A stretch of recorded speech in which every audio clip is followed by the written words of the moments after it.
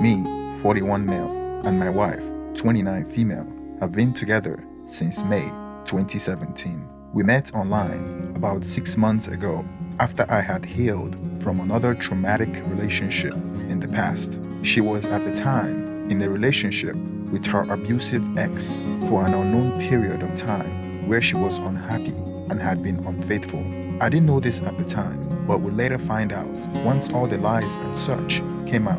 When we met, it was going to be a summer fling, nothing more, but it morphed into something more. The backstory is that she was in law enforcement, more specifically, a correctional officer. I found her profession interesting because she didn't look the part. I remember asking her how an attractive woman like her would be working in an all-male prison, and she said it's a minimum security prison, and her current role doesn't require her to interact with inmates. When I asked her if she had considered doing something else that matches her looks, she said it pays well and it's a challenging position, and she would like to prove that she could do it. I found her interesting, to say the least. Our bedroom life was awesome. She likes to try different things in bed, and we tried every position known to man because she gets easily bored with traditional positions. She enjoys aggressive excess and BDSM. I should have seen this as a red flag, but we weren't in a relationship at the time, and I was loving it. And it's not unusual to find a girl with a kink these days. Moreover, I was enjoying it at the time. I was much older than her, and I could tell she wasn't about commitment or settling down and getting into a relationship. Well, we caught feelings, and there was an undeniable connection like no other, despite my reservation and or the age difference. She moved in with me, and we went off happily into the sunset, or so I thought. We were together from May 2017 until about September 2017, when she left her browser open, and I discovered that she was into group access as well. I brought that up to her, and she said she would never consider doing it, and it was just a fantasy, and she didn't think she would try it. I didn't think anything of it, because we all have fantasies, and I didn't see anything wrong with someone you're in a relationship with fantasizing. But I was still concerned because she likes pushing her boundaries. A couple of months later, when we were having excess, she told me that she would like to open our relationship because she wanted to be intimate with other people. I responded that it wasn't what I wanted, and I decided to end the relationship because of her insatiable desire to try new things. Well, we broke up and went our separate ways, but we still remained friends because there was no animosity between us. Not even days after we broke up, she started seeing another guy, so we stopped texting each other. 9 months later, out of the blue, she texted me with pictures of injuries she sustained from abuse by her boyfriend. Turns out that her partner at the time was very abusive, but she stayed with him hoping he would change. It all culminated one night when they had an argument and he physically assaulted her. It was so bad that he almost killed her. The neighbors managed to call the cops and he was arrested. Come to find out, her partner had multiple felonies on his record, and he used to be an inmate in her prison. More on that later. She reached out to me and we started texting. Then I visited her at the hospital multiple times before she was discharged from the hospital. When she got out, we kept in touch. After she fully recovered, we ended up hooking up a few times, but never fully reconciled because I wasn't sure about her attitude about open relationships, and I know that I wasn't open to it. I told her that my opinion about an open relationship hasn't changed. She told me that she had gotten it out of her system and she was ready to settle down with me, and that she liked what we used to have. A few months later, she got pregnant and she moved in with me.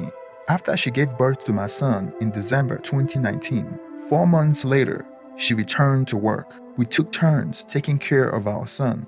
She was working nights while I worked days, so each parent would be present to take care of our son. We also hired a babysitter when none of us are available. We got engaged by August 2019. We got married. Well, here we are, less than 6 months married, and bam, I get the feeling something is off. She starts getting heavily annoyed with me for no reason. She wouldn't show up on time from work and just acting weird. I felt like she wasn't fit to be a mother. I would be at work and the babysitter would call me, telling me that my wife hasn't shown up to take over from babysitter and I will have to leave work early. Since she works in a prison, she cannot take her phone to the institution with her. It's in her truck outside for 8 to 12 hours, so I couldn't reach her.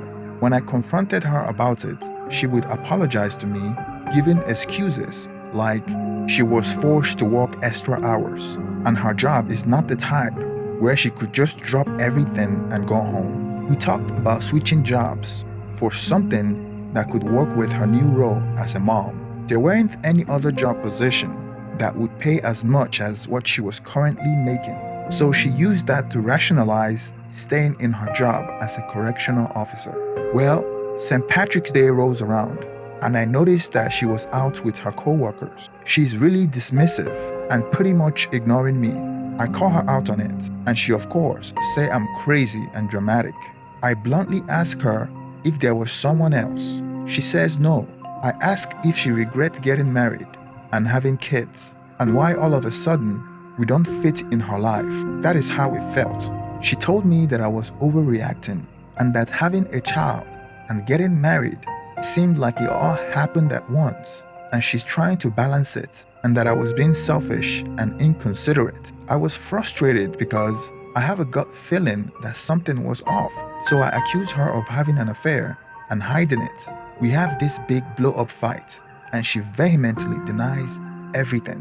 When she fell asleep, I decided to check her phone. No sign of any affair, but I found communication with her co-workers about some specific inmate they have a crush on. I thought about confronting her about it, but I didn't want to come off as overreacting and invading her privacy because there was no evidence of an affair. Moreover, she would flip over it if she found out that I was checking her text communication with her friends and co-workers. I played down what I saw on the text messages as locker room talk.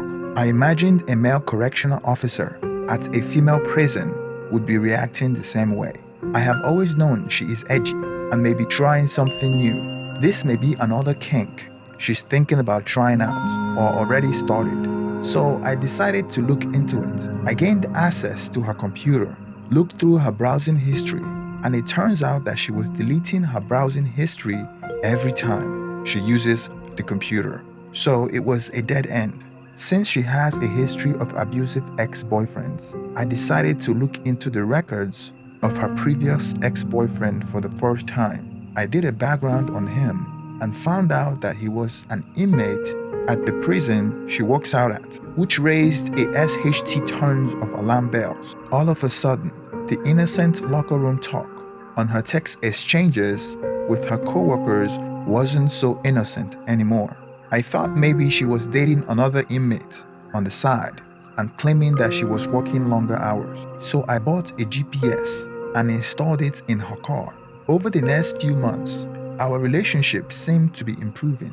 I wasn't receiving any calls from the babysitter, and my wife was coming home when she was supposed to. Furthermore, the GPS installed to track her movement indicates that the only place she goes to outside of work is to the bar with friends, and everything checked out. I removed the GPS tracker from her car before she finds it. I took my foot off the gas from constantly being on detective mode. I soon stopped suspecting that she was committing an affair and completely trusted her. Fast forward July 2021, our son was 2 years old. Out of the blue, she told me that she was no longer comfortable working as a correctional officer and wanted to find another job. When I pressed her on her reasons, she claimed that her job was becoming stressful. I didn't ask her any more questions because I have always wanted her to quit her job, since I know now that she met her abusive ex there when he was an inmate made me support her idea of switching a job even more. A day after she claimed that she quit her job, I woke up in the middle of the night to go to the bathroom and found out that she wasn't on the bed. I went to the living room and heard her sobbing. I startled her when I showed up and caught her crying. When I asked her what was going on, she tried to hide her tears I pressed her on why she was crying, and she kept saying nothing. I was concerned. I knew that something was wrong, and she was having a difficult time sharing it. 2 days after she told me that she quit her job, I went to yahoo.com to check my mail, and a local story section caught my eyes. It was reported that there was an incident of an inappropriate relationship between an inmate and a correctional officer. Being that my wife was a correctional officer at that prison and it's a local story, I clicked on the news report. The name of the correctional officer wasn't mentioned, and many of the details were not mentioned either. But the news report about a correctional officer that had an inappropriate relationship with an inmate. They mentioned that the relationship was physical. The story mentions that the evidence was exposed during a random cell search or a random shakedown. That was where the story stopped. Then I went to the website of my local newspaper to see if they had more details about it. That was when I read about how they found an inmate's cell phone. And on the cell phone, there were pictures of a correctional officer doing an act with at least 2 inmates. And they found pictures of nudes from the officer. The female officer was fired from her job and could possibly go to prison. It didn't take much to put 2 and 2 together. I confronted her with this news report, and she broke down crying, telling me that she made a big mistake and didn't know that she was being recorded on an inmate's cell phone when she was having excess with another inmate. I was shocked by what she just admitted to. I didn't have to push for more information because she was voluntarily talking. She said that she has been having an affair with one inmate and he forced her to also sleep with his cellmate. My mind went back to the reason why we broke up in 2017 when she was obsessed with open relationship and group excess and how she's always pushing the boundaries. I am sure she was lying about a few details, but at this point, it doesn't really matter. I was sure she was telling the watered down version of what actually occurred. I just can't believe how someone can throw everything away and risk so much for a short-term pleasure. She's a mother and a wife, and she threw that away for excess with inmates. This is some type of hybristophilia behavior, and she needs a serious mental evaluation. After she confessed to me, I didn't know where to start. I regretted taking her back. It was clear that she had some deep mental issue that have come back to bite me in my behind. All I thought about was the future of our 2-year-old son. I asked her what the next step is, and she told me that she's looking for a lawyer, and there's a chance that she could go to prison. She was crying the whole time she was confessing.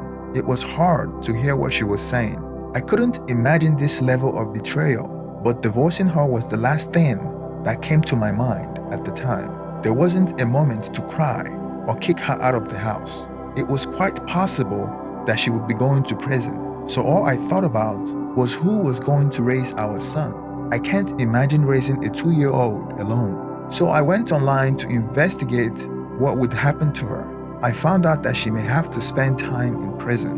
More information came out on the news that she was not only having excess with multiple inmates, she was also smuggling a cell phone and other contraband items to them as well. And of course, she didn't mention that in her confession to me. I grilled her every day on why she did it. She didn't gain financially from it. My opinion is that she gets a kick out of the control the inmates had over her. What she did was beyond believable, but looking back, it shouldn't have been much of a surprise to me because the signs were there and she hid it in the open. Her kink behavior was a dead giveaway. She even admitted to me during her confession that she knew what she was doing was wrong, but she continued to do it like an addict. There is a reason why all her exes were abusive to her, and I was the only normal person that she had dated.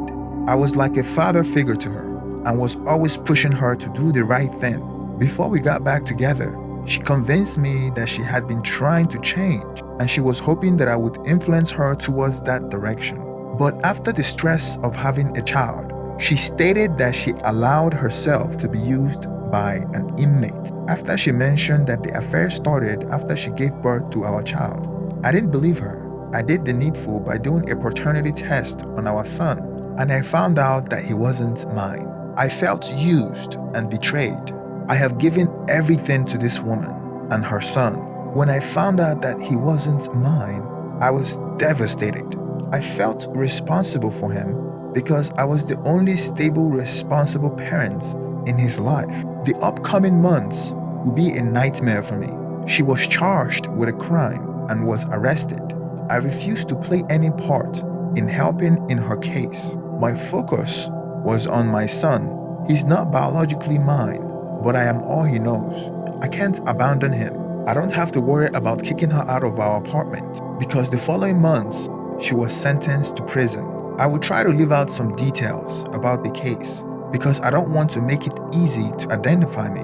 Luckily, this story didn't make national headlines because there were bigger stories happening at the time that garnered all the attention, but it was a big local news for a few days. It wasn't my intent to be raising a child alone, to be a single father, especially for a child that isn't biologically mine. I would have liked to wash my hands off all this and start afresh, but it's difficult to do now that a child is involved. My wife's parents are separated and she has no contact with them. She had a traumatic childhood and wanted nothing to do with them, so they are not a good fit to raise a child. And even though he isn't mine, I have bonded with him and I intend to raise him as my son. And when he is old enough, I will tell him the truth about his mom if it comes to that. Please don't forget to like and subscribe. Please hit the thumbs up so YouTube algorithm will promote my videos. Thank you very much and have a wonderful day.